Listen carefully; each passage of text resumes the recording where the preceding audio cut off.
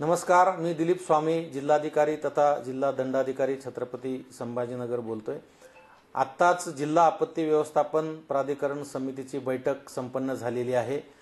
माननीय पोलीस अधीक्षक, माननीय पोलीस आयुक्त आणि माननीय मुख्य कार्यकारी अधिकारी जिल्हा परिषद आणि सर्व सदस्य समिती यांच्या उपस्थितीमध्ये आणि आर्मी ऑफिसरच्या उपस्थितीमध्ये काही निर्णय घेण्यात आलेले आहेत।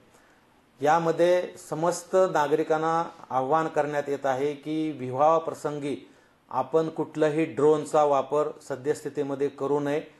पोलीस प्रशासनाची लेखी पूर्व परवानगी घेतल्याशिवाय कोणीही कुठल्याही परिसरात जर ड्रोनचा वापर केल्याचे निदर्शनास आले तर त्यांच्यावर कडक कारवाई करण्यात येईल, याची कृपया आपण सर्वांनी नोंद घ्यावी।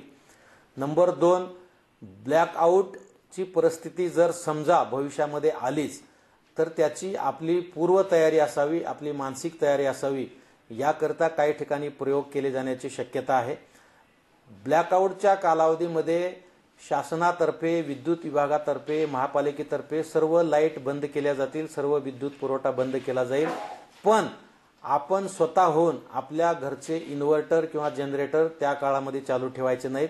आपल्या घरच्या कुठल्याही लाईट, मग त्या बाहेर उद्यानातील असतील, घरावरच्या असतील, परिसरातील असतील किंवा घरातल्या असतील, त्या सुद्धा लाईट बंद करायचा आहे आणि कंप्लीट ब्लॅक दिसलं पाहिजेत, कंप्लीट अंधार दिसला पाहिजेत। अशा पद्धतीची आपली तयारी असली पाहिजे। म्हणून आपण घरच्या प्रत्येक सदस्यांना ही गोष्ट अवगत करा। ब्लॅकआउट ऑफिशियली घोषित झाल्यानंतर खिडक्यांचे पडदे हे अतिशय जाड असले पाहिजेत। आतला कुठलाही प्रकाश बाहेर येता कामा नये। मोबाईलची बॅटरी किंवा आपली रेग्युलर बॅटरी आपल्याला वापरता येणार नाही।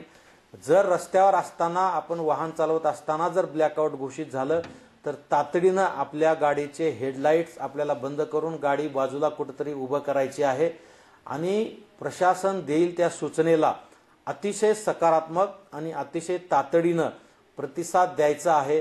एवढं आपण सुजाण नागरिक म्हणून लक्षात घ्यावं असं आमचं आव्हान आहे।